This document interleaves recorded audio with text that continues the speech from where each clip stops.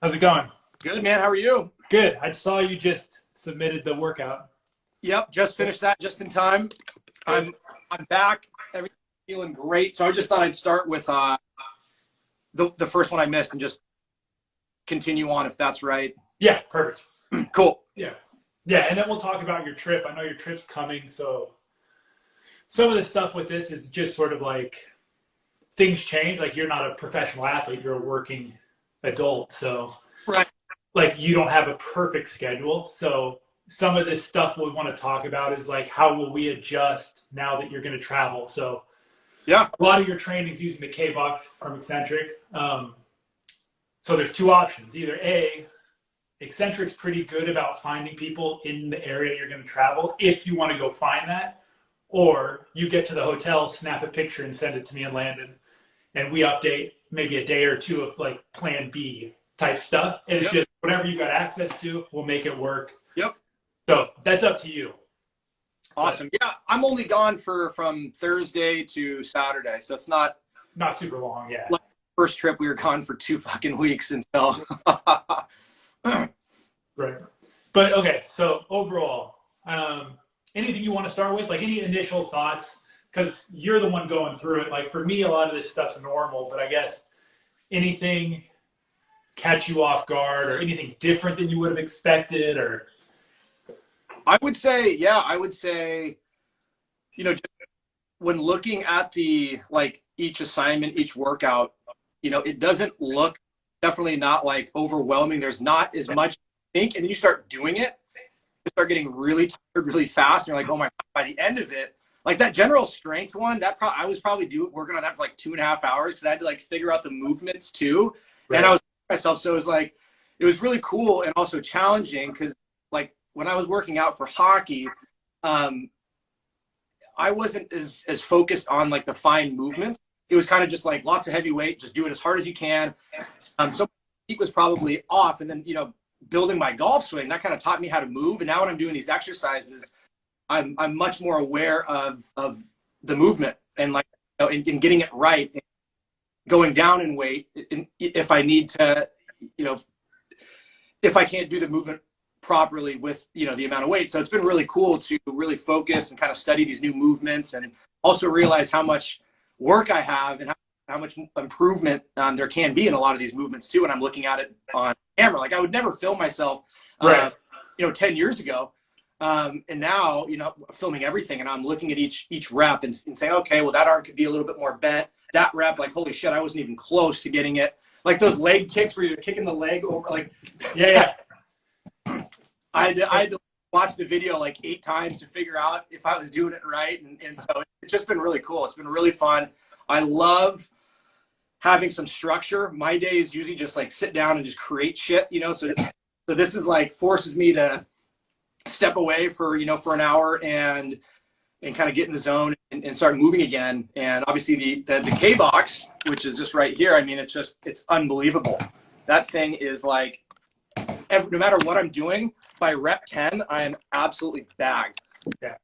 Yeah. So that's cool for you to have gotten that because it's one of those things that like no one appreciates how difficult it is until they get it. Right. So like you see a video of you doing it and it's like, oh, okay, looks like a little wheel spinning. It can't be that hard. Yeah. But it's unbelievably challenging. And like you said, it just fits. Like you could throw that in the trunk of your car. Or I think you even have the travel bag, yeah? So you could literally travel with it. Yep. Not saying you need to, but like it's so small and light, you can take it anywhere, which is cool. And it's extremely challenging. Yeah, it's unbelievable. It's really fun. Like I'll bring that to lessons in the drive box, and just like if someone's working on speed, we may throw the harness on and just do some kind of pushes vertically, into the ground with the lead foot. Maybe just some like, some kind of turns, some weighted turns, and see what it does to speed, Sure. Sure.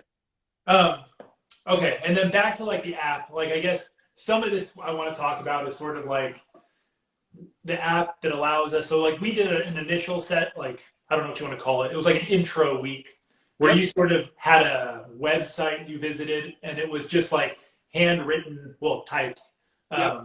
training. And like you had to know everything. This time the app delivers the videos. So like if you're questioning what the heck something is, it's a lot easier to interact with. Yep.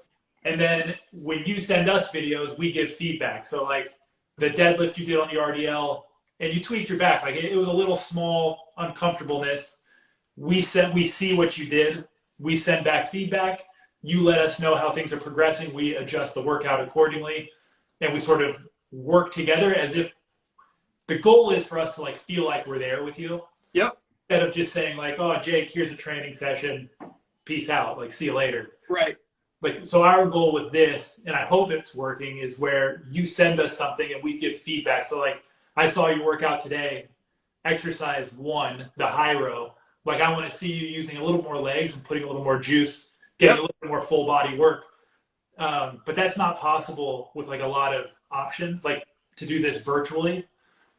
So it's almost like it's like a process of us trying to take care of you from a distance at a cheaper cost than what it would be if we were literally meeting 3 or 4 times a week for essentially like private coaching. Yeah, totally. It's unbelievable. The app is absolutely awesome. The communication, the messaging system within the app is incredible. And any feedback is right there too. And I think it's cool. I mean, it's similar to learning, like a golf swing or doing virtual lessons. Yeah. Just videotaping everything, and obviously it makes you accountable, and like you have, like, there's no cheats, like you missed your workout today. It's like, yeah, right. You can't fake it. I mean, I guess you could upload like old videos, but yeah, it's rough. You'd probably catch on pretty quick. Yeah, right.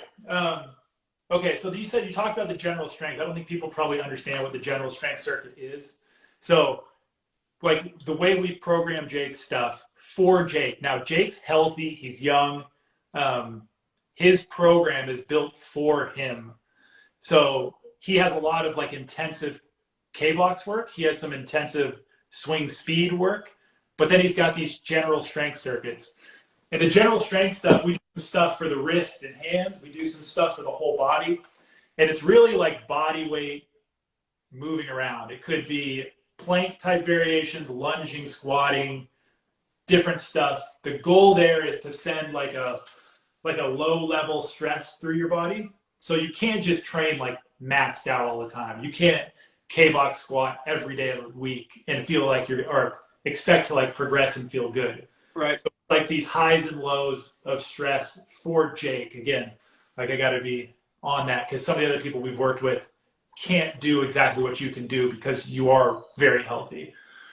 But to your point, like back in hockey, you might have just smashed weights and been like, I'm going to squat, clean, deadlift, and done. So for the golfer, we want to do that. Like we want people to squat, jump, clean, whatever it might be. But you also need to do this low-level stuff so that you can be prepared and recovered from the high-intensity stuff. Like the golf swing moves through a huge range of motion. It involves basically every joint in the body. And so you want to put stress or load through joints in different ranges of motion. So that's why that stuff becomes important, both from like a recovery standpoint and from like a long-term development standpoint. We don't want to just get stuck into just benching and squatting because it's sort of hard or high force or high power. It's important for sure, but like we want to take care of everything. Yeah. That's the coolest part is, I mean, I would have absolutely no idea. Like one of the questions, like, when I'm just in the gym on my own, now I have much less time. I want to make sure I'm doing the right thing. And I have no idea what that looks like. I have no idea. There's not a plan. It's like you go in there like, is this too much? Is this too little? And so it's really cool just to be like, all right, there it is. This is how I do it. Upload the videos and just trust the process, right? And just do it every day. And I guess the one question I've seen a few people ask here too is like the nutrition side. So it's a good question. So there will be like nutrition recommendations, like in general, but so Landon's a registered dietitian and does work with Olympic and professional athletes with their nutrition specifically. But to start us off, it'll be more general recommendations. There'll be like a PDF, like there will be like a travel guide. So like when you're on the road, like, can I buy these protein bars or this beef jerky, or like what's easy for me to eat on the road when I don't have a kitchen or when I don't have a refrigerator to store things. So there'll be advice, but it won't be super specific to begin with. What would you say, like, just for people watching, like, just like a couple quick tips that you can kind of maybe some secrets you've learned along the way in terms of protein and meat, whatever. So the general tip for most everyone is that no one eats enough protein. Like, it's super rare to find somebody eating enough protein consistently.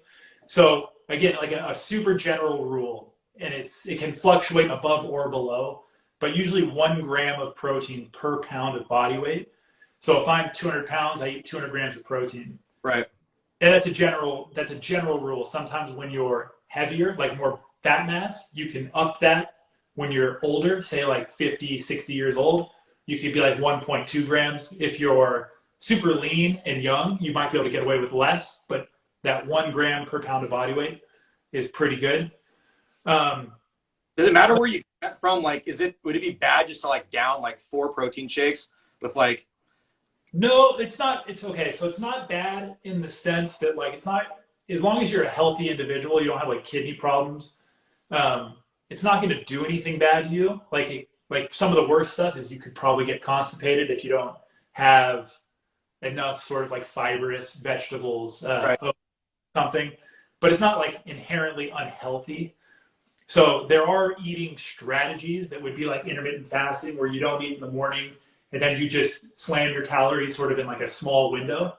That tends to happen, or it tends to work well for people dieting, because it's not like I get all these little tiny meals. It feels like I'm eating like a bird. It's like I can wait, have my coffee in the morning, and then like eat real big meals. And like some people just feel better that way. So it's not inherently bad.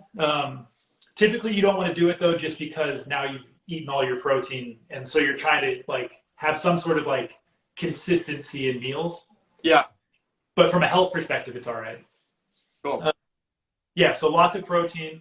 And then the other one is typically people eat an obscene amount of fat. It's just the way food's easy to eat that's high in fat, high in sugar. So if I were to tell people 2 things, it would be watch your protein, get enough, and then kind of be careful with how much fat you consume, because we get it with cheese, fatty meats. We get it in like heavy dairy products like ice cream. So those 2 are kind of like my typical recommendations. Then it's just the normal stuff: eat your vegetables, eat your fruit, kind of boring stuff. Yep. But then the other thing with your training, like progression. So like when the group starts, there'll be a couple of bits of technology we use. So you hooked us up with Sportsbox AI. So yep. I'm actually, once I get your next swing, we'll import it and start taking a peek there. But then there'll be a heart rate variability app, and there'll be a jump testing that you'll send to us. So based on your jump testing results and your heart rate variability sort of trends, we can adjust your training stress, your food, your rest days based on some of this objective information that comes back. So you may say like the general strength circuit was super hard, but the objective measures may come back and look like you just crushed everything, feel fine. So while we'll accept like it was hard, it looks like you can just keep pushing that as hard as you want. So it'll be this back and forth between your subjective feelings and the objective tests we sort of take back from you. Yep. So that's another cool thing about this online stuff now, is as technology becomes more like super easily available, you can sort of get your hand into people's training from a distance super easily, which is cool. Yeah. But yeah, that's our biggest goal, is keep in touch, like adapt to you. Like our program your life doesn't conform to our program. Our program should conform to your life. Sure. So when you travel, we should be able to adjust with you so that you're successful and you're not just sitting there out on an island going, well, I'm traveling to New York, so I'm done. Like the progress stops, food stops, everything's just until I get back. So hopefully we can knock out something while you're there. Totally. Yeah. And then the other aspect of this will be golf swing. So like you have sent speed workouts to us. And the first bit of sort of like coaching feedback in terms of getting a higher swing speed would be your sort of posture on the backswing. The goal for you would be to get like me. You actually look a lot like me, where we stay a bit in front bend. Yep. And so I'd like to see, I don't want you to extend. George Gangas did a good video where he was talking about the distance between sternum and belt buckle. So we don't actually want the sternum and belt buckle to separate, but we want to feel like the right shoulder gets away from the right foot. So if I'm here, lots of flexion would be over here, right? Yep. Extension would recenter the spine. Yep. So you're basically trying to find somewhere in between there where you're not actually losing this sort of relationship, but you're not staying in flexion. So you're trying to maintain the distance, but get some sort of, yep, there you go. So right now, I'm too much in flexion. Yep, and it kind of shuts off your rotation. Yep. So you're losing a bit of tension through the sling, the musculature from right shoulder to left hip, and you're losing a little coil in that right trail hip. Got it. If we can get some more tension in there, you should get some speed for free. Got it. So going from here to... Yeah. So it's essentially going from here, where you kind of can't see the right scap, to here. So yeah, so I kind of moved up. The pelvis kind of is underneath me, and I might feel a bit flatter. Whereas staying in front bend, sometimes you might feel a bit more tilted. We're kind of talking about feels that can be a little tough for you. Sure. But for me, it feels like I'm very tall. So I always say feel tall. Yeah, exactly. And now you can just keep going. And so your goal is going to be like, how much rotation can you get if we're trying to just smash golf balls? Rotation in the backswing or rotation in the downswing? Backswing. So like much wind up, as much coil as we possibly can. Got it. And that includes, that's also kind of that right. Yeah. 100%. Yep. Getting. Yep. Yeah. So you're trying to see both scaps. You want to get as much around as possible, and you should feel like some legitimate tension through the center of your torso.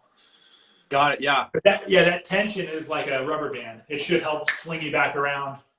The other side benefit is the more rotation I get in good posture, the deeper my arm gets. Yep. Again, for free. So I'm not going to sit here and manually pull myself across. I'm just going to allow my rotation to get the arms deeper, and that should make it easier to hit the ball solidly, sort of from the inside. Right. Rather than sort of being shut off in rotation. Arms are steeper or less deep, and now you've got a bit of a compensation to get that club under the plane or back on plane. Right. So two for one there, really. But with your goals of swinging faster, the big goal is just adding some speed. Right. Yeah. So that'll be the first, call it update. Like if this were our Zoom call, so like the people that sign up for the program will do 2 Zoom calls every month. We'll discuss whatever they want. So if it's us talking about your trip, if it's us talking about your golf swing, if it's us going over exercises you didn't like or didn't understand, if it's maybe the technology, maybe you don't know how to use the heart rate variability app, even though there'll be a video. It could be any of that. But so this would be like a golf idea of what the update would be. So you'll get this stuff back. I'd like to see the next speed session you do. That would be sort of like your thought would be this bigger turn, and that's it. Then just go hammer. Yep. Cool. Awesome. Yeah. And then so far, have you kicked on the K meter yet? So in the K box, there should be a built-in meter and an app that you can upload. I just saw that. Yeah. So I haven't opened the app yet. That looks incredible. Yeah. So all we'll do there is it's like a radar for your squat, right? You're just going to see how much power output, how much force output, and we'll kind of just track it and say, things are moving well. Your power output's up at the same wheel or the same inertia. Yep. And then we'll kind of progress off of that.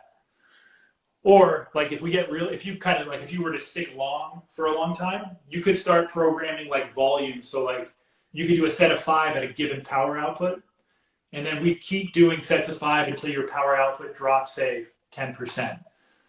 Instead of us saying you're doing 3 sets of 5, Yep. It's like a personal readiness thing. So if you're really fresh, you may do 8 sets, 9 sets, 10 sets of 5. If you came back from New York and you had this programmed and you were like smashed, you might do 1 set of 5. Got it. So it's like a personal on-the-fly adjustment based around your performance. So it's able to adjust the tension. No. It just shows you your output. Got it. Okay. Yeah. So if you move the wheel slower, it's like it's a sign that you're maybe less fresh. Got it. Than the ideal.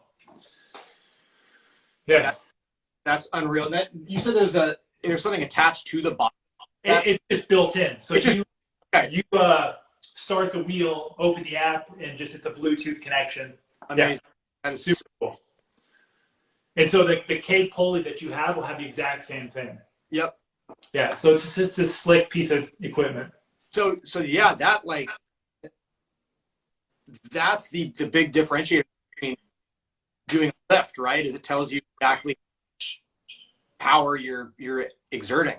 Yeah, so it's no different than like a barbell with the weights. So like typically these types of flywheel machines, you kind of just guessed like, am I doing better or worse? Right. So this was their solution to that. And then on top of that, you get a bit more information that is, it'd be like, I don't know if you've ever seen when I do squats, I hook like it's like a little device that measures bar speed. So it's like a little string on a fishing line. And so when you hook that to a bar, now I've got load and the speed at which the bar is moving. Yep. So the speed the bar moves is just another indicator of like freshness. Got it. Yeah. So it's just ways to monitor and adapt your training, again, on the fly in real time, so that we're not just like smashing you when you're tired. Yep. And we're not letting off the gas when you're fresh. Right. Trying to take advantage of your current physical state. Got it. Yeah. So pretty cool. That's really, really cool. Now, would you say the goal is always to move, I guess just to move a weight as fast as possible? Like when you're working out, is that like? Typically the goal, the intent is to move quick. So obviously the heavier the object, the more wheels you put on the K-Box, the slower it's going to move. Yep. But the intent should be to push it as hard as possible. Now the reason for that, and the reason you would do different things, so like we'll have times of the year or certain blocks where we load up the wheels like quite high, and we'll move it super slow. Yep. And there's specific adaptations around the tendons and in the muscles that take place at really high tension, really low speeds. That's different than really fast speeds and high tension. Right. So there's like a tendon compliance versus a tendon stiffness. And when you look at things like the golf swing, Landon and I were joking that golfers are like throwers that sprint on their hands. So sprinting, like the foot, the Achilles, calf, is like a golfer's wrist, forearm, hand. So tons of stress gets sent through a golfer's hands. I've experienced this with a really crappy thumb injury. But the amount of force that goes through your hands, into your wrist tendons, and down your elbow is super similar to a sprinter through the patella tendon, calf, and foot. So like the same types of adaptations. Like that's why when you're doing some like walking wrist work. Yeah. And you're doing some stuff that is building up. So like, I don't know if people want to chime in. How many people have had lead wrist issues, tendonitis, like annoying wrist problems? And it's super similar to like shin splints and Achilles issues in sprinters. So would you say, like, as a hockey player, like your wrists and forearms are like you're bending a stick, and your your wrists have to be strong, in your forearms have. So would you, I mean, yeah, like most hockey players can swing it pretty fast. That I imagine is a big reason. I've never heard that. That's super, super interesting. Right. And then the throwing bit is the tension across the midline and how it's like you can't generate golf club swing speeds with just the arms or just the trunk. Like this argument around speed comes from the legs or speed comes from the arms and hands is just flawed because it's a combination. Right. Like it's like a momentum gathering snowball. So the better you use the legs, it's only so good as you can transfer that to your trunk and into your arms. And then it's only so good as your arms are strong enough and able to cope with all that speed and stress and deliver to the club head. Right. So this is why women have faster hip speeds and slower club head speeds than men. They're capable at the sort of the big musculature, the legs, the trunk, but their hands, arms, and shoulders can't take that speed and deliver it out to the club very well. Oh, interesting.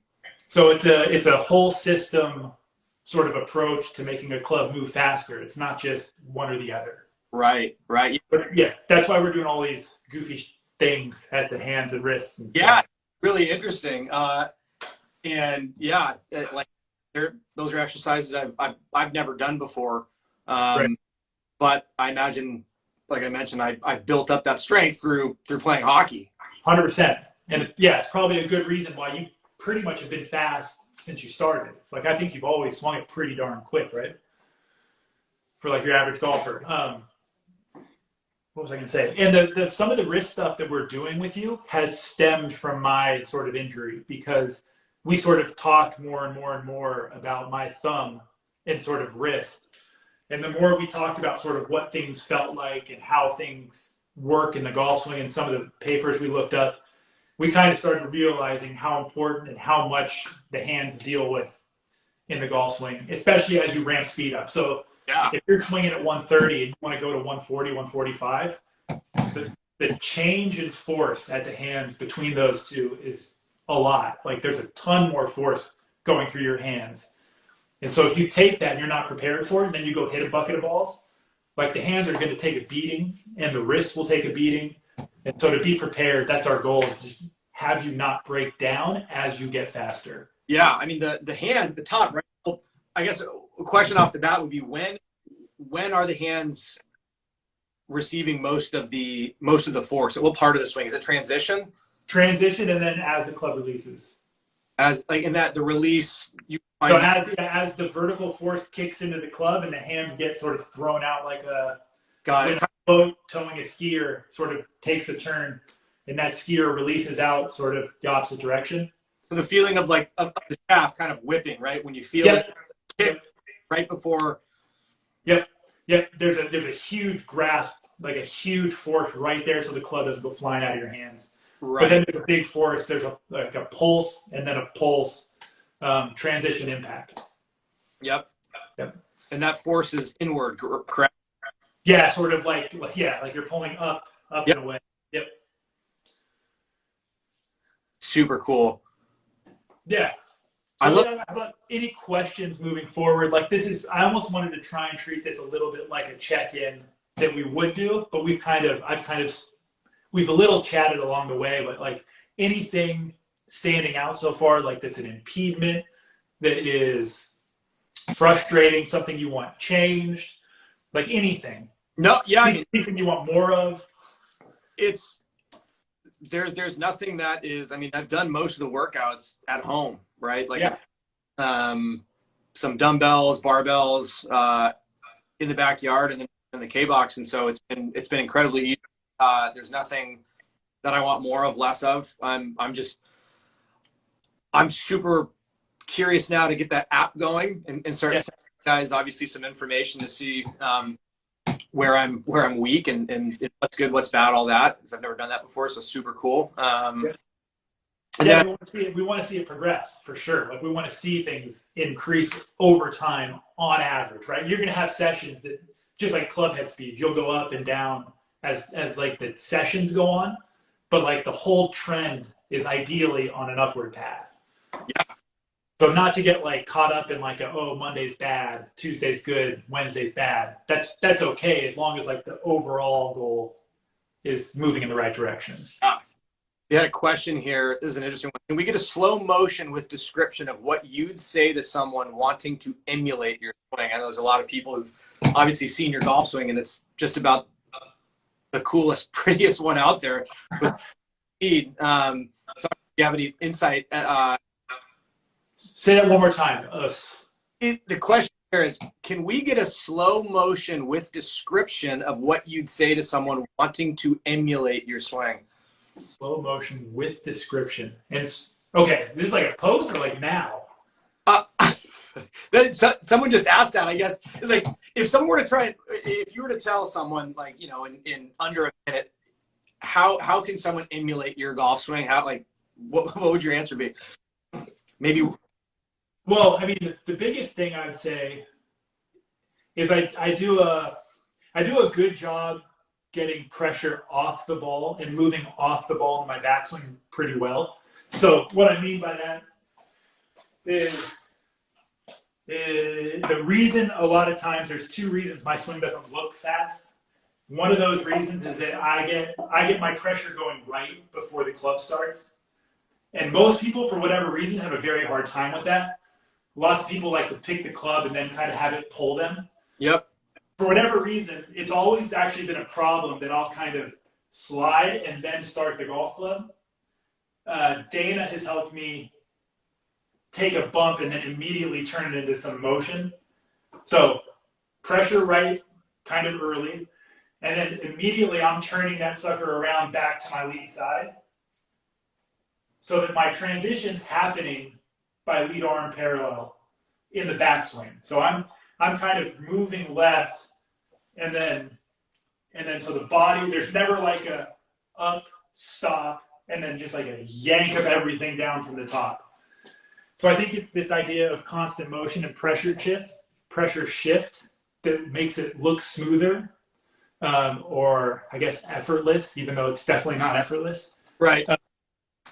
But that idea of learning how to get off the ball soon and then kind of turning around back towards the target sooner than you think. Yep. I think is sort of like the best example or best explanation of what I do decently well. Yeah. I kind of think of it like hide and seek with center of mass and center of pressure, where you never want to be on top of each other. It's always kind of that blending. Yep.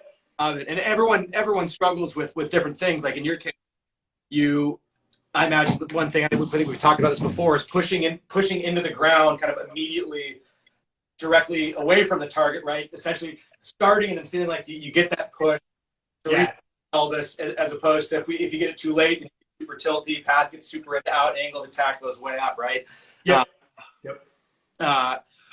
So yeah, and then the analogy, my favorite one that you gave me was, your swing, it looks like it kind of takes forever, right? And the reason behind that, right, is the more time it takes, the more time you have to generate speed. The finger analogy, right, where it's like if you put your hand on your chest, hit yourself as hard as you can with your finger, you can't hit it very hard. But when you pull it, now there's more time, and now you get that snap, right? Right. Yeah. So I'm trying to put enough energy into my backswing to where I can try and go forward, but there's enough energy taking me back that I'm actually not moving forward. I'm just generating more force to prelude that change of direction. Yep. So that my starting force on the way down is higher. So how do you explain, so Sasho, I think, did the study, faster backswing, faster swing, right? Yep. So you kind of explained how you think of the backswing. It's essentially like you're just trying to throw the club away from you as hard as you can, right? And then it's kind of catching it at the top and then just kind of letting go, right? So why is that faster backswing? How does that work? How do you look at that? So it's the buildup of force. So if I move the club back faster, the brakes or the deceleration force I have to put into the club to stop it, ramps up my force profile, and it's like it jumps. So if I stand and I drop down, the amount of force I put into the ground to just stop myself raises my force production really high. And then when I start to push up, I'm starting from a higher force value. So this gets kind of biomechanical, but the higher my force value starts, when I push, if I can maintain that, the area under the force time curve is called your impulse. More impulse means more jump height. In a golf swing, the more impulse or the more work you put into the grip, Yep. over the duration of the downswing, the higher the club speed. Yep. So the more speed I give my backswing, the higher my braking force, the higher I start my force production on my downswing, and the more total work I put into the grip on the down and through swing. Yep. So I think another way to think of it, and I would imagine if you were to put your backswing in like, you know, someone who, let's say, maxes out at like 105 miles an hour, their wrist would probably snap in half, right? Like trying to change direction with the club moving that fast. Yeah, there'd probably be a lot of issues for them stopping things. Yeah, for right. sure.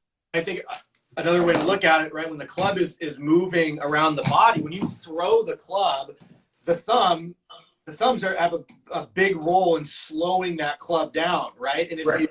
For players that overswing, you can make an assumption, right, that they're not applying enough force back up to slow the club down, right? Right. And that's when the transition gets all sloppy. And you obviously do a really good job of catching the club, slowing it down, and obviously that look of that smooth transition, that's what's going on, right? This slowing the club down, catching it, and then right. And some of it's both strength and timing of force production. So again, for me, I've learned a lot from Dana in just like how soon I need to start doing things. That's always been the thing. I like every interview, every talk is like the timing of when I do things has drastically altered. So it's not so much that I'm tons stronger now, but I just apply that force sooner. That's crazy. So what would you say? So if you were to compare, like looking at you've posted some before and afters, what are some of the biggest changes in intent or maybe just concepts that you've taken that have made the biggest difference? Yeah, the biggest, like the single biggest difference is that the transition to the downswing starts with the lower body, particularly. I don't know. For me, it feels like it's almost when the P2, like the club's parallel. Because I used to think, I was always taught, go up to the top. I used to watch old Tiger Woods stuff. So go up to the top, stop, and then everything comes down together. Right. To me, that was a golf swing. You have a backswing, a clear delineation, stop, and then a downswing. And so the first thing Dana said was like, no. Like you're transitioning before you're even at the top of your backswing. Right. So that to me was like earth-shattering, world-changing, sort of picked up speed almost immediately. Interesting. Because you get into that like throwing a ball or throwing a frisbee where my shoulders are opening, my arms going back, and that's like the only way you throw a ball far. There's right. You can't just like sit back here and just cast your arm. It doesn't go anywhere. Right. So yeah. So it makes sense, but it's almost starting like as you're bringing it back. It's almost like the chest is opening up, like as the arm goes back. Yep, and it's kind of this. And so someone made the comment, there's a stretch shorten cycle, there's all this, and that's what we were talking about tension across the middle. It's you're just trying to put these muscles and tendons on as much stretch as possible. Right. So that's like, and that's not everything. That's just free contraction velocity. So like a stretch shorten cycle doesn't mean like the muscles don't do anything. It's just added tension to then use the tendons to snap things through faster. Got it. So it's you still need strong muscles. And so Landon and I had that conversation where if the tendon is prepared and the muscle is weak, if I go up and using that example of somebody not being strong enough, if the muscle can't catch and hold on tight and be strong enough isometrically to stop things, yep. You're still just going to sag and you're going to lose potential energy. If I'm strong enough, developed, my muscle will grab isometrically, the tendon will stretch, and the tendon recoils at like 10 times the speed of a muscle. Like it's not even close. So if my muscle's strong enough and the motion was fast enough, that tendon will get taut, and then it'll produce more speed than if it didn't do that. And everyone's muscles are just based on your DNA, right? Are different, right? And stronger or not as strong in certain areas. And 100%. So there's a few things you could talk about genetics and muscles. You've got muscle architecture. So like the angle at which the muscles, the pennation angle from muscle belly to kind of like insertion point. You've got fiber types. So you've got fast twitch, slow twitch. Then you've got a bunch of hybrids that are kind of part fast twitch, part slow twitch. And then you've got fascicle length. So muscle fibers themselves can actually be longer or shorter. And actually the K-Box is one of the few things that can actually extend a muscle fascicle. You can actually, with eccentric overload, you can actually make a fascicle minutely longer, which is good for contraction velocity. It actually speeds up contraction velocity. So those are like the few things. But pennation angle, hybrid composition, so like type 2 is your fast twitch fibers. You have a certain amount. You've got a certain amount of type 1. Some people are going to be predominantly one or the other. But then through training, you can shift these hybrids either towards type 1 or towards type 2. So when we do high power output stuff on the K-Box, you're shifting slowly towards more fast twitch type stuff. If we did more endurance, long duration, you'd shift more towards type 1. Yep. So yeah, there's going to be some people that are just genetically lucky and they'll kind of be on that faster side. But through good training, you can move yourself quite a big distance in either direction. Right. So those are your kind of your play around things.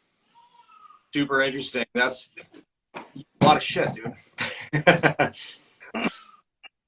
Yeah, but I don't know if there's any questions or if you've got anything else. I don't want to take up. We were already kind of longer than I wanted to hold you, but all good. Or if anybody else wants to ask, yeah. And if anyone out there has questions about anything too, now is your chance. Otherwise, I'll let you go, Jake. What up? What else have you? What do you have coming up? How's what? The thumb. Thumb's like good enough to swing fast, but not swing fast for any length of time. So like I can hit, I don't know, 20 balls pretty hard. But once I start going above that, I'll pay some consequences. Yeah. Coming up, I'm actually playing Coronado City Amateur Tournament November 13th. So that's going to be a blast. Sweet. Yeah, that's about it. So we got one question here. Pre-round warm-up activation. Ooh. So pre-round, again, this is going to be. I actually had this conversation with a guy with Dana. It's a tough one. So I've struggled because I've typically been a guy who warms up at home, gets in a car, drives to the course, and then it's like, okay, I'm basically cold again. So ideally, you want to get hot, just like we do with your training. It's like the number one goal pretty much is to sort of break a sweat. It's like get internal temperature up, get the overall body temp up, and that does a lot of good things for like muscle performance. Yeah. So at the course, I mean, if you want to be the guy like doing jumping jacks, doing running in place, anything to get your body hot would be number one. Then you've got stuff like the band type work where you can get some light muscle activity, whether it's like a couple banded squats, some lunges, some of those bands. So I don't know if you've ever seen where somebody kind of holds it and does like a thoracic rotation, stretching a band, because you're trying to get things firing and moving. And then kind of like I like something like some progressively faster swings, whether that's on the range or whether it's with like the stack, and you're going to go from sort of like a heavy, slower swing, and you kind of take weight off and go quicker and quicker and quicker. But you're just trying to go from sort of a steady state to hot to moving fast. Yep. Over time, yeah. Anything else? What muscles are best to work on? Legs, lats, back? Yeah, I mean, it's typically going to be legs, trunk, lats, and hands. So squatting, deadlifting, rowing is going to do a lot. And then maybe some trunk work, like it could be like cable rotations, could be just standard planks, ab wheel rollouts, could be anything for the trunk really. But you just want strong hands and arms, strong legs, and a nice solid trunk. Got it. Yeah, there's a lot of rows in the program. Obviously, the rows. What exactly does that do? Yeah, so the high row. So I left you a note. So the high row is going to be like it's like a, how do you want to say that? It's like learning to drive momentum from the ground up through the trunk into your arm. So really with your high rows, you can get a little more leg involvement. And then when you sort of drive your legs up with your arm, that wheel is going to spin really fast, and you're going to have to use the arm eccentrically to a higher degree, which is going to be great for the grip, the forearm, the lats, the shoulder, which is, again, is all things that are happening in transition. Yep. So it's that ability to take force from sort of the ground up through the body, develop it, and then sort of accept it or yield to it extremely well. Got it. So that change in direction at the bottom when you're doing a rep, we're replicating what's happening up at the top. Yeah, because everything's decelerating and contracting isometrically and eccentrically to stop that wheel from just sucking you down through the platform. Right. So tons of grip, tons of shoulder, tons of bicep. Yeah, it's a lot of force to deal with. Got it. And obviously what makes that box so unique is that the changing of direction from bottom to top, that's kind of where you get huge work. Yeah.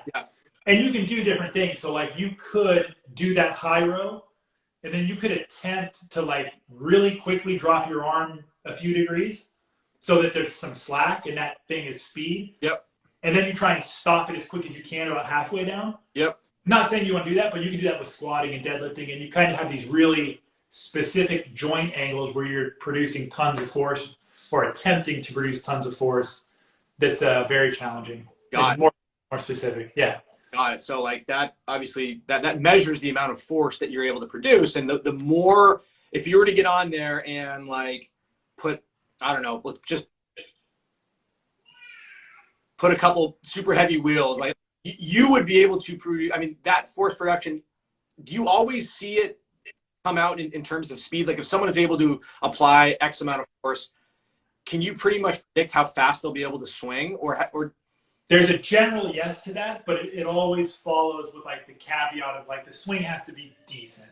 Yeah. So you could be weaker and highly efficient in a golf swing and swing it faster than some like, really strong meathead. Right. That's possible. But on the average, yeah, the stronger, the more force you put into stuff like this, typically the faster you're going to swing a golf club. Got it. But this is where golf's tough because you can take the example of like, well, this NFL athlete doesn't hit it as far as this female LPGA player. And you kind of always have to step back and say, well, his swing is trash. Right. And if we got him swinging well, it would be a different story. But that's the challenge with golf is it's not just the apples for apples, 1-to-1, you get stronger, you hit further. Right. You've always got to have the technical aspect involved as well. Right. And also, I mean, like even I was listening to, I can't remember what podcast, but like like the thickness of someone's spine as well, like a really thick spine. Well, I haven't seen that. That's interesting. I've never heard that. And so it was talking about I think it was who's the famous spine or well-known. Oh, Steve McGill. McGill, yeah, he was. I went down some rabbit hole listening to him talk about like spine thickness and how some NFL players, they like your spine obviously has to be flexible enough or move. Agile or whatever enough to move and to rotate and some right. To not get killed in the NFL. Obviously, you're back at like you'll see some like thicker spines and they're able to take hits. Obviously, so I thought that was super interesting. Yeah. See, I've seen him talk about like really competitive weightlifters, like power lifters, get into a pattern of loading the spine and like certain things, like you get good at bracing and doing what you're doing. And the whole goal of powerlifting is to not get bent over while you've got weight on your back. Right. So like the spine, the muscles around the spine, everything gets very good at being rigid. But that's because that's like the outcome of their training. Not so much. I've never seen it as like predetermined going into the training. It's always like if I apply a specific load or a specific stress over years, you get specific outcomes or adaptations that lend to being good at this and maybe bad at that. And that's sort of like the weightlifter issue is, yeah, if we just put a bar on your back every day and said we're going to smash weight until like you can't move your legs, you'd probably reap less and less benefit from that for golf as we became more and more specific with just squatting heavy weights. Sure. Yeah, so that's just like a long-term training effect issue. Got it. Well, this has been awesome. That's fun.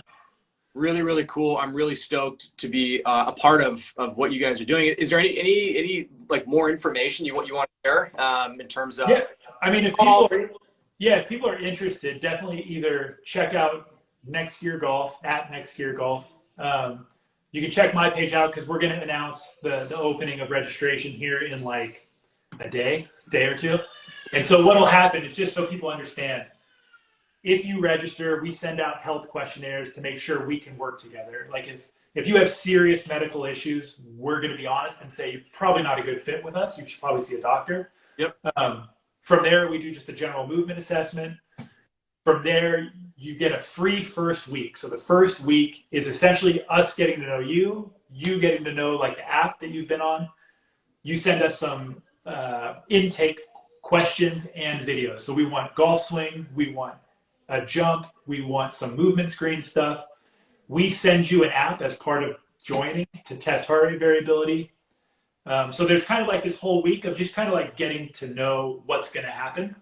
And that's just on us to get you going. And then it's a 3-month training plan. Again, that sort of adjusts and revolves around you, your goals, your time frames, your equipment. And we change, like we update. So like I said, if you go to New York and you want to get a session in, it's not like we've written you a program and we're not adjusting. Like you just let us know. We send you an updated schedule for something you're going to do on the road. And then we talk. So ideally, every couple of weeks we chat. Anytime during the session you've got a question, you just send a message in the app, we answer. And we're there to help. Like our goal, like the whole reason this started is it's stuff I wish I had or Landon wish he had when he was a young athlete or when I was a young athlete. I always wish I had more information. I wish I could go back with what I know now. So we kind of just said, I said that to him and we kind of was like, why don't you just do it? Yeah. And so that's how this all started. It's just like, I wish somebody did this when I was playing. Totally. So that's it. That's the goal. That's the process. Yeah, there's some super cool information out now about the golf swing. It's just all the time. It's always growing. Really cool. All right, man. Well, I'll let you go. So yeah, sounds good. Yeah, and we'll be in touch. That was epic. I mean, Next Gear Golf, check him out, follow him. I imagine you'll start doing some more posting on that page as well. Yeah. With all this great information. So Drew, thanks again. This was epic. Yeah. Do it again soon, and we got to play. Yes, we do. Definitely, man. When you're back. Definitely. All right. Take care, man.